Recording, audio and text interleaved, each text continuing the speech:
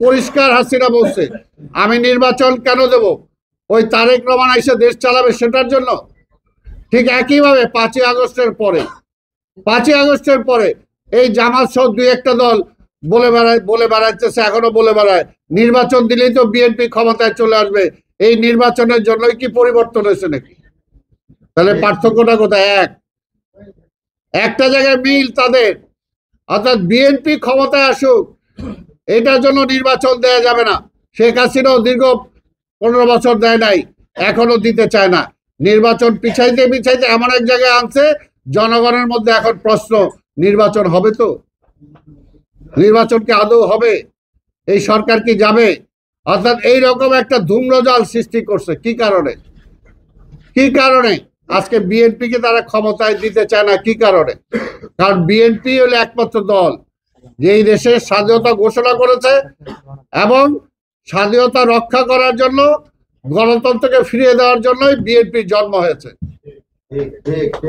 এবং বিএনপি যে কয়বার ক্ষমতা এসেছে গণতন্ত্র ফিরিয়ে দিয়েছে এবং আমাদের স্বাধীনতা রক্ষা পেয়েছে। কাজেই বিএনপি ক্ষমতা আসলে আবার সেটা হবে। এই কারণে বিএনপিকে ক্ষমতায় আসতে দেওয়া যাবে না। কারা চায়? যারা আমার প্রতিবেশী রাষ্ট্র ভারত বসে আছে এখানে, যে বাংলাদেশে যাতে গণতন্ত্র ফিরে না আসে, বাংলাদেশে যাতে কোনোভাবেই বিএনপি ক্ষমতায় না আসতে পারে, তারেক রহমান ক্ষমতায় না আসতে পারে, সেটার জন্য যত ধূম্রজাল সৃষ্টি করার, যত ব্যারিকেড সৃষ্টি করার সেগুলো করো, তবুও নির্বাচন যাতে পিছিয়ে যায়, নির্বাচন যাতে না হয়। কারণ নির্বাচন হলে কি হবে? জনগণের রাইট জনগণ ফেরত পাবে, জনগণের ম্যান্ডেটে আবার বিএনপি ক্ষমতায় আসবে। কাজেই সেইটা মানা যাবে না। অর্থাৎ তারা কয়েকজন ব্যক্তি বসে তারা ঠিক করে দিবে দেশের ভাগ্য কি হবে, আর দেশের মালিক যারা জনগণ, সেই জনগণ ঠিক করার সুযোগ তাদের হাতে দেয়া যাবে না। কি কারণে দেয়া যাবে না? কারণ জনগণ পছন্দ করে বিএনপিকে। জনগণ কি বিএনপি কি জনগণকে মাইরা পিটা তার পক্ষে আনছে নাকি? জনগণের পক্ষে সবসময় বিএনপি ছিল, সেই কারণেই জনগণ বিএনপির পক্ষে আছে। আজকে এই জায়গাটাতেই, আজকে সাইবার ওয়ার্ল্ডে এই যুদ্ধ, এই জায়গাটাই তারা প্রমাণ করতে চায়, বিএনপিকে জনগণের শত্রু হিসেবে প্রমাণ করতে চায়। কিন্তু বিএনপি যে জনগণের বন্ধু, এটাই আপনাদেরকে প্রমাণ করতে হবে। এটাই হলো লড়াই প্রত্যেকটা জায়গায়। আজকে যে জন্য বললাম, আজকে যে আপনাদের 31 দফা, যদি প্রত্যেকটা দফা আমি বলি যে কি চায় নাই বিএনপি আগেই বলে দিছে সেগুলো, যে সংস্কার করা দরকার সবকিছু বলা হয়েছে। প্রধানমন্ত্রীর ক্ষমতা কমানোর কথা বিএনপি বলে দিছে।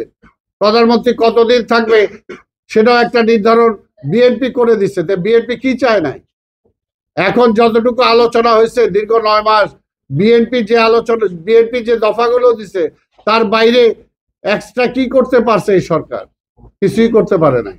সেই কারণে বলবো যে আজকের আপনাদের, এই কারণে আপনারা যারা আজকে এই সেক্টরে যারা আজকে যোদ্ধা, আপনাদের নিরলস পরিশ্রমের মধ্য দিয়ে, নিরলস যুদ্ধের মধ্য দিয়ে ফ্যাসিস্টকে আমরা এই দেশে তাড়াইতে সক্ষম হয়েছি। কিন্তু এখন আরেক ফ্যাসিস্ট অপেক্ষা করতেছে। তাদেরকে আমরা ফ্যাসিস্ট বলতে পারি, যারা জোর করে চাপায় দিতে চায়, জনগণের ম্যান্ডেট নিতে চায় না, জনগণের ম্যান্ডেট ছাড়াই তারা চাপায় দিতে চায় পিআর সিস্টেম, অমুক সিস্টেম। পিআর কেন চায়? একটা দুর্বল গভর্নমেন্ট তারা চায়। দুর্বল গভর্নমেন্ট হলো লাভ কার? দুর্বল গভর্নমেন্ট হলো লাভ হলো ভারতের। আমি পানির বিরুদ্ধে জোরালো ভাবে বলতে পারবো না, পানির পক্ষে। আমি সীমান্তে কাঁটাতারের ওইখানে আমার ফেলানি হত্যা হচ্ছে, আমি জোরালো হয়ে বলতে পারবো না। আজকে পুশিন হচ্ছে, আমি জোরালো হয়ে বলতে পারবো না। আজকে আন্তর্জাতিক যে সমস্ত আমার উপর প্রেশারাইজ হচ্ছে, সেগুলোর ব্যাপারে আমি বলতে পারবো। রোহিঙ্গার সমস্যার সমাধানের জন্য যেটা একটা শক্তিশালী সরকার বলতে পারবে, সেটা একটা দোদুল্যমান সরকার বলতে পারবে না। তো সেই কারণেই আজকে এই রাষ্ট্র ব্যবস্থাটাকে তারা দুর্বল করতে চায়, যে বিএনপি আসলেও যেন রাষ্ট্র ব্যবস্থাটা দুর্বল থাকে, বিএনপি যাতে শক্তিশালী না হয়, শক্তিশালী গভর্নমেন্ট যাতে না হয়, সেটা হলো তাদের চক্রান্ত। তারা জানে যে বিএনপি জিতবে, বিএনপিকে ঠেকাইতে পারবে না, কিন্তু তারা চেষ্টা করতেছে যে বিএনপি যাতে গভর্নমেন্টে গেলেও বিএনপি একটা দুর্বল গভর্নমেন্ট হয়, সেটাই তারা চায়। আজকে এই থেকে এই দেশের জন্য কোনো লাভ, দেশের মঙ্গল হবে, এটা দুর্বল গভর্নমেন্ট হলে কোনোভাবেই মঙ্গল হবে না। তো সেই কারণেই আমাদেরকে চেষ্টা করতে হবে যে আজকে সেটাতে যাতে আমরা একটা শক্তিশালী গভর্নমেন্ট আমরা গড়ে তুলতে পারি। আমরা জানি যে আজকে নমিনেশন অনেক কিছু হয়েছে, আজকে এখানে আঞ্জুকে যদি দিতে পারতো তাহলে আমাদের জন্য অবশ্যই একটা মানে মাঠের নেতা কর্মী